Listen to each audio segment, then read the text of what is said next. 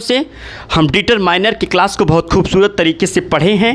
आप लोगों ने अगर नहीं देखा है उस वीडियो को तो जा करके अच्छे से उस वीडियो को देखें ताकि कोई कन्फ्यूजन डिटरमाइनर से रिलेटेड ना रह जाए।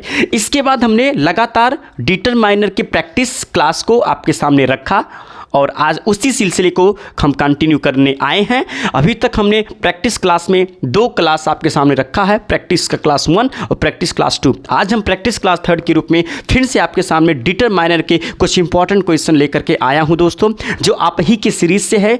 यदि आप किसी भी कॉम्पिटिशन्स की तैयारी कर रहे हैं या फिर वो बच्चे जो बोर्ड एग्जाम्स देने वाले हैं, चाहे वो हमारे वो यूपी बोर्ड के हों चाहे वो सीबीएसई बोर्ड के हों, सारे के सारे बच्चों के लिए ये क्लास बहुत ज़्यादा इंपॉर्टेंट है दोस्तों। तो चलिए देर ना करते हुए सीधे क्वेश्चन को हम शुरू करते हैं माय डियर फ्रेंड्स। जी हाँ, आज का क्वेश्चन आपके सामने, जी हाँ, पहला क्वेश्चन मैं आपके सामने रखता हूं दोस्तों, बहुत अच्छे से एक्सप्लेन करूंगा। आज का जो पहला क्वेश्चन होगा मेरे प्यारे बच्चों के लिए, जी हाँ, देयर क्वेश्चन है दोस्तों, there is blank rice left इसके बाद क्या है, इन द जार,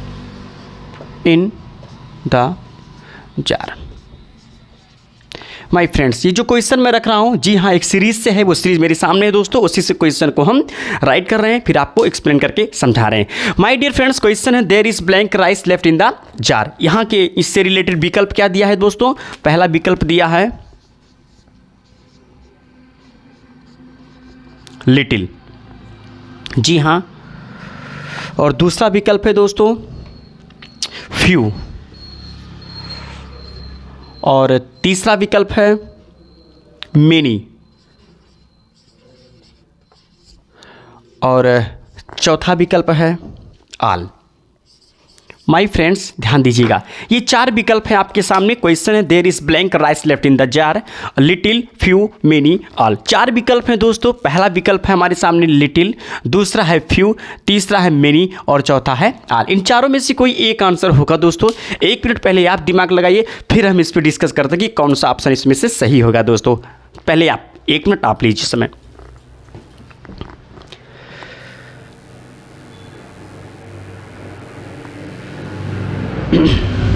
जी हाँ, सो माय फ्रेंड्स, चलिए देखते हैं क्या सही होगा। देखिए, सबसे पहले दोस्तों यहाँ पर मैं डिस्कस करूँगा लिटिल को लेकर के। तो मैं पहले ही बताया हूँ कि यदि दोस्तों मैं बात लिटिल की करूँ या फिर बात दोस्तों किसकी करूँ, फ्यू की करूँ, मैं पहले ही बहुत अच्छे तरीके से दोस्तों डिस्कस कर चुका हूँ कि बात लिटिल की करूँ या बात फ्यू की करूँ, तो इनका प्रयोग हमेशा हम नेगेटिव सेंस में करते हैं दोस्तों। और एक चीज़ और बता दूँ, नेगेटिव सेंस में तो करते हैं, ये सेंटेंस में आकर के चीज़ों को नेगेटिव बनाते हैं, वहाँ से पता चलता है मुझे। लेकिन यदि मैं लिटिल की बात करूँ तो इसका प्रयोग माय फ्रेंड्स अनकाउंटेबल नाउन के लिए करते हैं, और फ्यू की बात करूँ तो इसका प्रयोग दोस्तों किसके लिए करते हैं, काउंटेबल नाउन के लिए करते हैं। इसका फुल एक्सप्लेनेशन क्लास मैंने डिटरमाइनर के टॉपिक में दोस्तों पढ़ाया है। आप जाइएगा डिटरमाइनर के प्लेलिस्ट में, वहाँ पर इससे रिलेटेड बहुत अच्छे अच्छे कंटेंट मैंने बताया है, उसको देखेंगे तो आपको बहुत खूबसूरत तरीके से मिल जाएगा। ठीक है, फिलहाल चलिए देखते हैं। तो लिटिल की बात करूँ तो अनकाउंटेबल के लिए यूज करेंगे, फ्यू की बात करूँ दोस्तों तो काउंटेबल नाउन के लिए यूज करेंगे। वही सेम कंडीशन अगर मैं बात मेनी की करूँ या आल की, मेनी की बात करूँ दोस्तों तो मेनी का प्रयोग भी दोस्तों काउंटेबल नाउन के साथ करते हैं। मेनी और मच 2 चीज़ें होती हैं, मच का प्रयोग अनकाउंटेबल के लिए और मेनी का प्रयोग काउंटेबल के लिए करते हैं दोस्तों। और यदि इस आल की बात करूँ ना तो इसका प्रयोग दोनों के लिए करते हैं दोस्तों। अगर चीज़ें अनकाउंटेबल हैं तो भी आल का प्रयोग करेंगे, और अगर चीज़ें काउंटेबल है तो भी आल का प्रयोग करेंगे। अब इसका बहुत बेहतरीन क्लास एक दिन मैं आपके सामने रखूंगा। फिलहाल आल का प्रयोग दोनों के साथ करते हैं। यदि हमारे सामने आया हुआ नाउन अनकाउंटेबल है तो भी आल, तो वहाँ भी आल लगा सकते हैं, काउंटेबल है तो वहाँ भी आल लगा सकते हैं दोस्तों। लेकिन इसका बहुत अच्छा क्लास मैं बहुत जल्द आपके सामने लेकर के आऊँगा। फिलहाल ये चीज़ कंफर्म बता देता हूँ कि इसमें आल तो होगा नहीं दोस्तों, है ना, यहाँ आल का सेंस ही नहीं निकल रहा है, क्योंकि there is all rice left in the jar हो ही नहीं सकता। और एक चीज़ और बता दूँ, आल के बाद यदि कोई नाउन आएगा तो सिंपल भाषा में समझिए, आल के बाद दोस्तों, आल के बाद अगर कोई नाउन आता है तो याद रखना उस नाउन के ठीक पहले तब आर्टिकल का यूज होता। अब यहाँ देखिए राइस लिखा है, राइस के ठीक पहले यहाँ कोई आर्टिकल नहीं लगा है, इसलिए यहाँ पर माल का जिक्र नहीं कर सकते। ऑल द बुक्स आपने सुना होगा, ऑल द मिल्क आपने सुना होगा। दोस्तों ऑल अपने साथ नाउन जब भी लेकर के आएगा तो अपने साथ आर्टिकल दा को जरूर लेकर के आएगा। तो ऑल अब ऑप्शन से दोस्तों वैसे ही बाहर हो गया, ऑल हो नहीं सकता। अब तीन चीजें हैं, लिटिल, फ्यू, मेनी, इन तीनों में से कोई एक ऑप्शन सही होगा दोस्तों। तो चलिए समझते हैं। मेनी का प्रयोग काउंटेबल नाउन के लिए करेंगे, लिटिल का प्रयोग अनकाउंटेबल नाउन के लिए करेंगे, फ्यू का प्रयोग काउंटेबल नाउन के लिए करेंगे। तो जो चीज़ हमें फिलअप करना है पहले उस नाउन को देख लीजिए। यहाँ आप देखेंगे तो राइस के पहले चीज़ों को मतलब यहाँ फिलअप करना है, यानी इस नाउन को देखेंगे क्योंकि डिटरमाइनर नाउन के पहले यूज होता है दोस्तों, अच्छी तरीके से मालूम होगा। अब थोड़ा सा दिमाग लगाएं। यदि मैं इस राइस की बात करूं दोस्तों तो यहां पर RIC राइस को देखिए तो ये अपने आप में कौन सा नाउन है माय फ्रेंड्स? जी हाँ, ये अनकाउंटेबल नाउन है। अब आप सोचिए कि राइस की बात करूं दोस्तों तो राइस अपने आप में एक अनकाउंटेबल नाउन है दोस्तों। अच्छा एक चीज हमको बताना, अक्सर लोग कहते हैं काउंटेबल नाउन मतलब जिस नाउन को हम काउंट कर सकते हैं उसको काउंटेबल नाउन कहेंगे। अनकाउंटेबल नाउन जिस नाउन को दोस्तों हम काउंट नहीं कर सकते उसको क्या कहेंगे? Uncountable noun. तो माय फ्रेंड्स ईमानदारी से बताइए, अगर मैं चाहूँ तो राइस के जो दाने हैं दोस्तों, चावल के जो दाने हैं उसको हम काउंट कर सकते, 1 2 3 करके काउंट कर सकते दोस्तों, फिर भी इसको किस कैटेगरी में रखा गया है? अनकाउंटेबल नाउन की कैटेगरी में रखा गया है। आप ईमानदारी के साथ थोड़ा सा दिमाग लगाना, क्या जो ये डेफिनेशंस बोलता है या चूंकि किताबें कहती हैं दोस्तों इसलिए मानना पड़ता है कि जिसको गिना जा सके वो काउंटेबल होता है, जिसको ना गिना जा सके उसको अनकाउंटेबल कहते हैं, जो कि पूरी तरीके से ये डेफिनेशन सही नहीं है दोस्तों। चूंकि किताबें कहती हैं इसलिए मानना पड़ता है, लेकिन इसका बहुत बेहतर क्लास एक दिन मैं आपके सामने रखूंगा कि हकीकत में काउंटेबल और अनकाउंटेबल किसी भी सेंटेंस में किस तरीके से बिहेव करते हैं दोस्तों। फिलहाल यहाँ इतना मान के चलिए, चूंकि प्रैक्टिस क्लास है इसलिए यहाँ पर एक्सप्लेन तो बहुत अच्छे से फुल तरीके से नहीं कर सकते दोस्तों, लेकिन इतना जानिए कि राइस की बात करूँ तो ये अनकाउंटेबल मतलब माय डियर, और अनकाउंटेबल नाउन होने की वजह से दोस्तों लिटिल, फ्यू, मेनी इन तीनों में से एक ही डिटरमाइनर वो है लिटिल, जो किसी अनकाउंटेबल के लिए यूज होता है। क्योंकि अभी मैंने थोड़ी देर पहले बताया कि लिटिल का प्रयोग अनकाउंटेबल नाउन के लिए करेंगे, मेनी की बात करूँ तो इसका भी प्रयोग काउंटेबल के लिए करेंगे, फ्यू की बात करूँ तो इसका भी प्रयोग काउंटेबल के लिए करेंगे। यानी इन तीनों में से दोस्तों लिटिल ही एक ऐसा डिटरमाइनर है जो अनकाउंटेबल के साथ आता है। यहाँ राइस की बात करूँ तो ये अनकाउंटेबल है, और अनकाउंटेबल होने की वजह से दोस्तों ये अपने साथ क्या लेकर के आ रहा है? लिटिल लेकर के आ रहा है। इस हिसाब से यहाँ पर फ्यू कहना गलत होगा, मेनी कहना गलत होगा, और ऑल तो दोस्तों अपने आप में ही क्या है? अलग है। तो उम्मीद करेंगे ये क्वेश्चन आपको बहुत अच्छे तरीके से समझ में आ गया होगा। चलिए नेक्स्ट क्वेश्चन की तरफ चलते हैं दोस्तों। ध्यान दीजिएगा, डिटरमाइनर के क्लास को अगर हमारे क्लास को आप बहुत अच्छे से देखे होंगे दोस्तों तो गारंटी के साथ कहता हूं कहीं से किसी भी तरीके को लेकर के आपके लिए कोई समस्या नहीं होगा। ओके चलिए नेक्स्ट क्वेश्चन को देखते हैं दोस्तों। अगला क्वेश्चन हमारे बच्चों के लिए क्वेश्चन नंबर 2 है, blank house house is this. अभी लिखने का काम दोस्त मत करिएगा, लिखने का टाइम देंगे हम आपको, पहले क्वेश्चन को अच्छे से समझिए। जी हाँ, क्वेश्चन है ब्लैंक हाउस इज दिस। इसमें क्या क्या ऑप्शन दिया है थोड़ा सा उस पर डिस्कस करेंगे। जी हाँ, इसमें पहला ऑप्शन है माय फ्रेंड्स हु। जी हाँ, दूसरा ऑप्शन है व्हिच, तीसरा ऑप्शन है हुज। मैंने इंट्रोगेटिव बताया था दोस्तों, डिटरमाइनर में इंट्रोगेटिव भी आता है, हुज, और लास्ट वाला ऑप्शन है माय फ्रेंड्स वेयर। चलिए 1 मिनट आप पहले दिमाग लगाइए इसमें कौन सा ऑप्शन सही होगा, फिर मैं बताऊं। जी हेलो।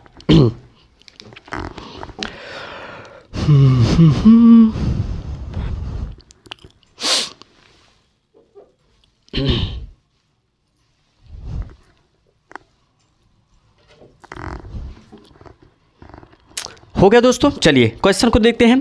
माय फ्रेंड्स लिखा है ब्लैंक हुज इज दिस। अब थोड़ा सा दिमाग लगाइए, इन चारों में से क्या कहना सही होगा। माय फ्रेंड्स यहाँ पर क्या है? हाउस। हाउस कौन सा नाउन होगा दोस्तों? जी हाँ, हाउस की बात करूँ तो हाउसेस, जी हाँ ये काउंटेबल नाउन होगा, घर को हम काउंट कर सकते हैं दोस्तों, ये काउंटेबल होगा। तो काउंटेबल की बात करें तो आइए चीज़ों को समझते हैं। अब एक चीज़ बताना माय फ्रेंड्स, इन चारों की बात करूँ तो सबसे पहले मैं हु की बात करूँ दोस्तों, तो ये बात करता है नेम ऑफ पर्सन की, नेम ऑफ, सॉरी ये मैंने पूरा नहीं लिखा, जी हाँ वैसे समझ लीजिए, नेम की बात करता है। कुल मिला जुला करके हम इसको ऐसा ना कह करके दोस्तों, हम इसको ऐसा कह सकते हैं कि किसी भी सेंटेंस में यदि हु की बात करूँ माय फ्रेंड्स, तो ये किसी भी सेंटेंस में सब्जेक्ट का काम करता है, मतलब सब्जेक्ट की जगह यूज किया जाता है। ओके, सब्जेक्ट का काम करता है, यानी सब्जेक्ट की जगह यूज होता है। क्वेश्चन वर्ड तो होता है, लेकिन अधिकतर ये सेंटेंस में क्वेश्चन वर्ड सब्जेक्ट का काम करता है दोस्तों। जैसे मैंने कहा हु टीच यू, तुम्हें कौन पढ़ाता है, हु कॉल्ड यू, तुम्हें किसने बुलाया, तो बुलाने का काम हु कर रहा है दोस्तों। तो ऐसे कंडीशन में हु सब्जेक्ट का काम करता है। तो यहाँ पर अगर देखें तो यहाँ पर हाउस एक नाउन है दोस्तों, और नाउन के ठीक पहले जो भी शब्द लाना है उसी को इसमें से हमको फिलअप करना है। तो अगर हु को यहाँ फिलअप करते हैं दोस्तों, तो इसका मतलब यहाँ पर इस इज को देखेंगे तो ये वर्ब है, और इस वर्ब का सब्जेक्ट हाउस है, यानी यहाँ पर मुझे किसी सब्जेक्ट की ज़रूरत नहीं है। तो उस हिसाब से देखा जाए तो हुज का प्रयोग हो ही नहीं सकता माय फ्रेंड्स, आप समझ रहे होंगे। सिंपल सी बात है, नाउन के ठीक पहले इन चारों में से मुझे यूज करना है। तो नाउन के ठीक पहले जो भी प्रोनाउन आएगा दोस्तों इंट्रोगेटिव क्रिया पे, वो पॉसेसिव फॉर्म वाला आएगा। तो हुज की बात करूँ तो ये भी नहीं हो सकता, वेयर की बात करूँ तो ये भी नहीं हो सकता। एक ही ऑप्शन हमारे सामने बचा दोस्तों, हुज, क्योंकि हुज किसी भी सेंटेंस में पॉसेसिव प्रोनाउन का काम करता है दोस्तों। अर्थात यहां पर अप्रोप्रिएट आंसर माय फ्रेंड्स क्या होगा, हुज हाउस। व्हिच हाउस भी हो सकता है, ऐसी बात नहीं है, लेकिन ये पॉइंट आउट करता है। तो व्हिच हाउस इज दिस, अगर किसका, ऐसा तो हो ही नहीं सकता। पोजीशन की बात हो रहा है तो हुज हाउस इज दिस, समझ में आ गया होगा। चलिए इसको भी नोट करिए, अगले क्वेश्चन पे चलते हैं दोस्तों।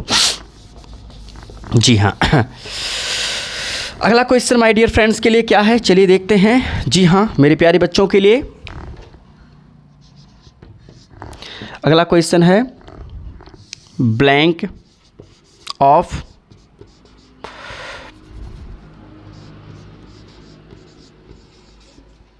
Them, blank of them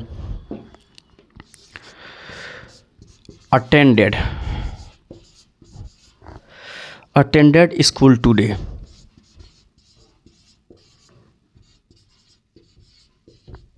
school today my friends question इसमें। चलिए इसमें क्या क्या विकल्प दिया है इसको भी देख लेते हैं। पहला विकल्प इसमें है दोस्तों मच, एक मिनट,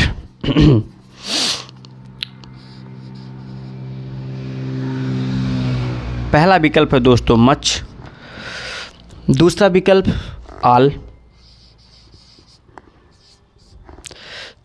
तीसरा विकल्प अ लिटिल,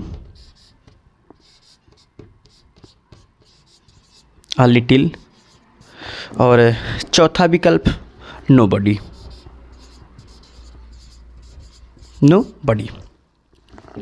इन चारों में से माय फ्रेंड्स क्या होगा, आइए समझते हैं। एक चीज़ बता दूं दोस्तों, ये जो चार विकल्प दिए गए हैं, यहाँ पर अगर इस सेंटेंस की बात करें तो यहाँ देखिए एक छोटा सा प्रेपोजिशन नज़र आ रहा है ऑफ, और इसके ठीक तुरंत बाद लिखा मिला दोस्तों देम। यानी सिंपल सी बात है, एक चीज़ आपको बता दूं माय फ्रेंड्स, ध्यान से चीज़ों को समझिए। अगर हमारे सामने दो शब्द किसी भी प्रेपोजिशन से जुड़े हों, एक मिनट यहाँ ऑफ ना लिख करके मैं सिंपल तरीके से लिख दूँ, जब दो शब्द माय फ्रेंड्स किसी भी प्रेपोजिशन से जुड़े हों, थोड़ा सा यहाँ आप दिमाग लगाइएगा, किसी भी PREP इसका मतलब प्रेपोजिशन होगा दोस्तों, किसी भी प्रेपोजिशन से जुड़े हों दोस्तों, कोई भी नाउन हो, हम या सब्जेक्ट कह सकते हैं। जब दो सब्जेक्ट किसी भी प्रेपोजिशन से जुड़े हों दोस्तों, तो याद रखना इन दोनों को हम पार्टिटिव के नाम से जानते हैं माय फ्रेंड्स। इनको हम क्या कहेंगे, पार्टिटिव बोलते हैं। कैसे बोलेंगे, क्यों बोलेंगे, इस चीज़ को मैं बहुत अच्छे तरीके से डिस्कस करूंगा दोस्तों। एक मिनट देखिए नीचे दिख रहा है कि नहीं दिख रहा है, एक मिनट, जी हाँ थोड़ा सा दिख रहा है, चलिए खैर कोई बात नहीं। पार्टिटिव मैं समझा देता हूँ। मैंने कहा जब भी हमारे सामने दो सब्जेक्ट लिखे गए हों दोस्तों, और दोनों सब्जेक्ट किसी प्रेपोजिशन से जुड़े हों, तो दोनों को मिला करके दोस्तों ऐसा माना जाता है कि ये इसका पार्ट है और ये इसका पार्ट है, यानी दोनों एक दूसरे के पार्ट होते हैं।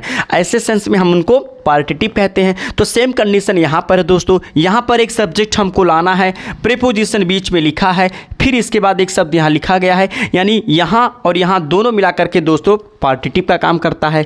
और इन चारों विकल्प की अगर बात करूँ दोस्तों ना, तो इन चारों में से जो पार्टिटिव के फॉर्म में आता है, जो पार्टिटिव के फॉर्म में आता है उसी डिटरमाइनर को हमको यूज करना है माय फ्रेंड। तो एक चीज़ बता दूं, इन चारों में से ए लिटिल कभी पार्टिटिव में नहीं आता है, नोबडी कभी पार्टिटिव में नहीं आता दोस्तों, मच पार्टिटिव में आता है, लेकिन मच प्रयोग अनकाउंटेबल के साथ करते हैं। यहाँ देम की बात हो रही है, काउंटेबल की बात हो रही है दोस्तों, इसलिए यहाँ मच भी नहीं हो सकता। एक ही डिटरमाइनर हमारा बच रहा है आल, अर्थात यहाँ अप्रोप्रिएट आंसर माय फ्रेंड्स क्या होगा, आल कहना सही होगा। ओके दोस्तों, समझ में आया होगा। अब एक काम करिए, पहले इतना आप लिख लीजिए, फिर और कुछ क्वेश्चन मैं आपके सामने रखता हूँ, जल्दी से आप इसको नोट करिए दोस्तों।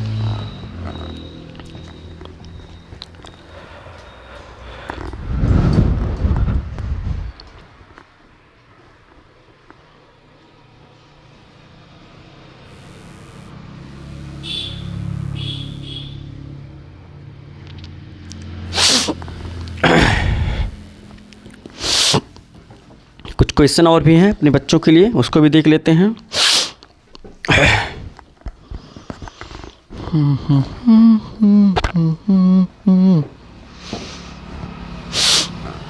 चलिए, नोट कर चुके होंगे। चलिए नेक्स्ट क्वेश्चन पे चलते हैं दोस्तों। माय फ्रेंड्स, यदि हमारा एक्सप्लेनेशन, हमारा प्रैक्टिस क्लास आपको समझ में आ रहा है दोस्तों, तो प्लीज़ मेरे चैनल को लाइक ज़रूर करें, सब्सक्राइब भी करवाएं दोस्तों। यदि आप सब्सक्राइब नहीं किए हैं तो आप भी मेरे चैनल को जरूर सब्सक्राइब करें माय डियर फ्रेंड्स। चलिए नेक्स्ट क्वेश्चन, क्वेश्चन नंबर 4 की बात करूं तो क्या है, ध्यान से देखिए।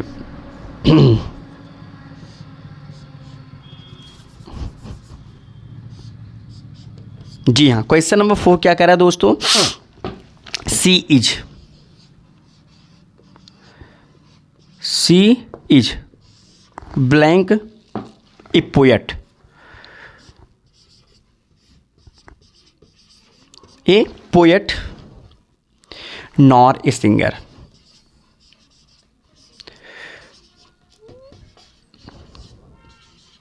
इसमें विकल्प क्या है दोस्तों, चलिए उसको भी देख लेते हैं। इसमें 4 विकल्प दिए हैं।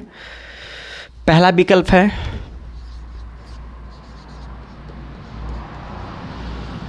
आइदर, दूसरा विकल्प है बोथ, तीसरा विकल्प है ईच, और चौथा विकल्प है नीदर। माय फ्रेंड्स ध्यान दीजिएगा, चारों विकल्प में से क्या होगा, बहुत बढ़िया सी एकदम आंसर अच्छे तरीके से दिख रहा होगा माय फ्रेंड्स। कैसे, सुनिए। आपने कुछ कंजंक्शंस का नाम सुना होगा, आपने एक शब्द सुना होगा आइदर और। जी हाँ, उसी तरीके से माय फ्रेंड्स आपने एक प्यारा सा शब्द और सुना होगा, नीदर नॉर। यानी कि अगर सेंटेंस में, ध्यान देना दोस्तों, यदि सेंटेंस में आइदर दिया गया है तो उसके हिसाब से आर भरेंगे दोस्तों, ओ आर, और यदि सेंटेंस में और दिया है तो उसके हिसाब से इधर भरेंगे, आइदर भरेंगे। सेम उसी तरीके से यदि सेंटेंस में नीदर दिया है दोस्तों तो उसके हिसाब से नार को फिलअप करेंगे, और यदि सेंटेंस में नॉर दिया है तो उसके हिसाब से नीदर भरेंगे। तो आप यहाँ आराम से देख सकते हैं माई फ्रेंड्स कि यहाँ पर नॉर ऑलरेडी लिखा मिल रहा है, और नॉर के हिसाब से आप तुरंत दिमाग लगा सकते हैं कि नीदर का यूज करेंगे, यानी ईच, बोथ और आइदर तीनों ऑप्शन से बाहर दोस्तों। डी फॉर डेली आंसर सही होगा माय डियर। ओके, जी हाँ। चलिए नेक्स्ट क्वेश्चन की तरफ चलते हैं दोस्तों।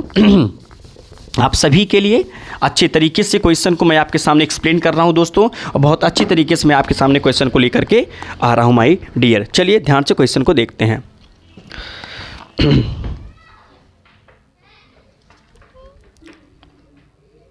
चलिए नेक्स्ट क्वेश्चन की तरफ चलते हैं दोस्तों। Question number 5।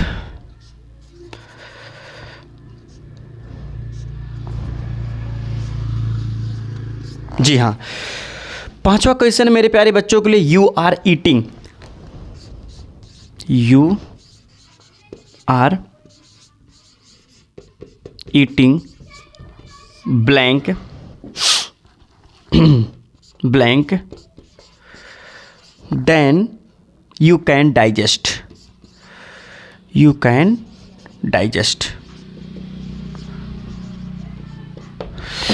you are eating, तुम खा रहे हो। ओके, ध्यान दीजिएगा, तुम उतना खा रहे हो जितना तुम डाइजेस्ट कर सकते हो। फिलहाल देखते हैं ऑप्शन क्या क्या दिया है इसमें। पहला ऑप्शन माय फ्रेंड्स पहला ऑप्शन दिया है मोर, दूसरा ऑप्शन है दोस्तों मच, और तीसरा ऑप्शन है मच हो गया, तीसरा ऑप्शन है माय फ्रेंड्स मोस्ट, और चौथा ऑप्शन है मेनी। चलिए माय फ्रेंड्स, बहुत ही प्यारा क्वेश्चन है, बहुत ही प्यारा क्वेश्चन है, आप यहाँ से आराम से दिमाग लगा सकते हैं। देखिए दोस्तों, अगर इस क्वेश्चन की बात कहूँ तो यहाँ पे कह रहा कि यू आर ईटिंग, जो भी चीज़ आएगा इन्हीं में से आएगा। फिर यहाँ एक प्यारा सा शब्द नज़र आ रहा है देन, और आपको मालूम होगा दोस्तों, नहीं मालूम होगा तो सुन लीजिए, जिस भी सेंटेंस में माय फ्रेंड्स, याद रखना, जिस भी फ्रेंड्स में हमको देन नज़र आ जाए दोस्तों, तो देन का यूज प्रायः हम यूज करते हैं माय फ्रेंड्स कंपैरेटिव डिग्री में। सीडी का मतलब कंपैरेटिव डिग्री।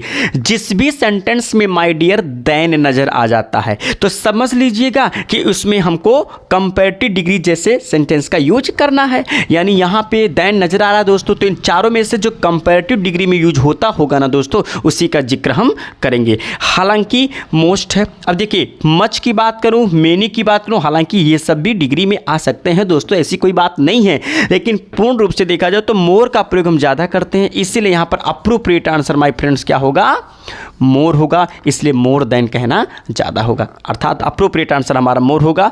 मच, मोस्ट और मेनी कहना दोस्तों क्या होगा, गलत होगा। मोस्ट की बात करूं तो इसका यूज पार्टिटिव के लिए करते हैं, अभी जो थोड़ी देर पहले मैंने आपको समझाया। मेनी काउंटेबल, अनकाउंटेबल जैसा कुछ रूल होता है, लेकिन यहाँ देन से पता चला कि यहाँ डिग्री की बात है। मच और मेनी तब यहाँ फिलअप करते जब यहाँ पर ठीक दोस्तों कोई नाउन होता, और देन यहाँ पर कोई नाउन नहीं है दोस्तों। चीज़ों को पहले समझिए, मैंने कहा क्या कि मेनी का प्रयोग और मच का प्रयोग तब करते जब यहाँ पर कोई नाउन दिया होता, इस सेंटेंस में कहीं नाउन है नहीं। मोस्ट की बात तब करते जब पार्टिटिव में होता, कोई प्रेपोजिशन वाला शब्द होता, तो ऐसा कुछ भी नहीं है, इसीलिए देन के साथ प्रायः मोर लिखा मिलता है दोस्तों। इसीलिए कंपैरेटिव डिग्री होने की वजह से यहाँ पर मैंने कौन सा ऑप्शन लगा दिया, मोर लगा दिया दोस्तों। इस कहानी समझ में आ रही हो तो प्लीज़ लाइक ज़रूर करिएगा माई फ्रेंड्स। चलिए नेक्स्ट क्वेश्चन की तरफ चलते हैं अपने प्यारे प्यारे मित्रों के लिए, ध्यान से चीज़ों को समझिए। चलिए अगला क्वेश्चन, चलिए ध्यान से देखिए अगला क्वेश्चन मेरे प्यारे बच्चों के लिए। क्वेश्चन नंबर 6 है, इसमें लिखा है she does have, she does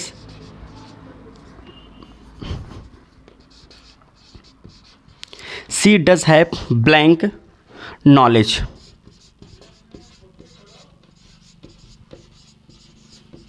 जी हाँ, knowledge about physics, about physics. दोस्तों ध्यान से देखिए, एक क्वेश्चन मैंने आपके सामने लिखा है, इसमें विकल्प क्या होंगे उसको भी देख लेते हैं।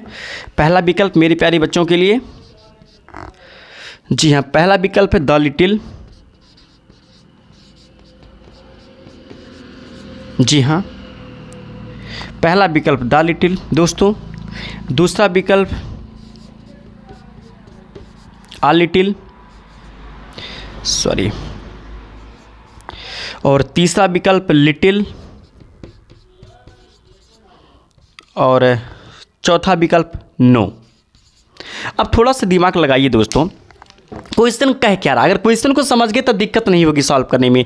क्वेश्चन कह रहा है कि एक लड़की है, सी डज मतलब जरूर है, मतलब पास, ध्यान समझिए, उसके पास जरूर है, क्या है दोस्तों, नॉलेज है अबाउट फिजिक्स। मतलब इस डज शब्द से पता चल रहा है दोस्तों, जब किसी भी प्रेजेंट इंडेफिनिट टेंस के पॉजिटिव सेंटेंस में दोस्तों डू और डज मेन वर्ब के रूप में आ जाते हैं, तो वहाँ पर उस सब्जेक्ट को एम्फेसाइजिंग करते हैं, प्रेशर देते हैं दोस्तों। तो इसमें कह रहा है कि इसके पास जरूर है, इसका मतलब उसके पास है, यानी पॉजिटिव सेंस दे रहा है दोस्तों। और यदि ये सेंटेंस पॉजिटिव सेंस दे रहा है माय डियर, तो इसका मतलब हमको एक ही ऑप्शन नज़र आता है, क्या, ए लिटिल। आप आराम से चीज़ों को समझ सकते हैं कि यहाँ हम ए लिटिल का यूज करेंगे, क्योंकि लिटिल की बात करूँ तो ये 100% दोस्तों किसी भी सेंटेंस में नेगेटिव का सेंस देता है, इसलिए इसका जिक्र नहीं कर सकते।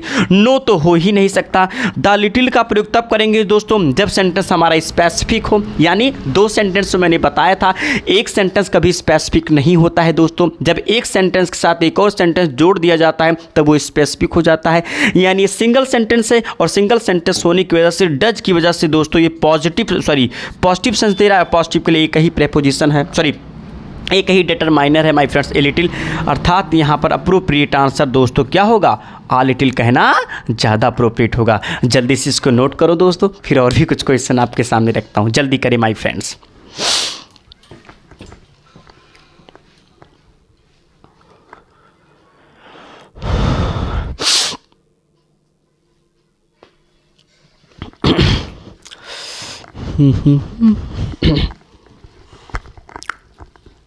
नोट करें, और कुछ क्वेश्चन हैं।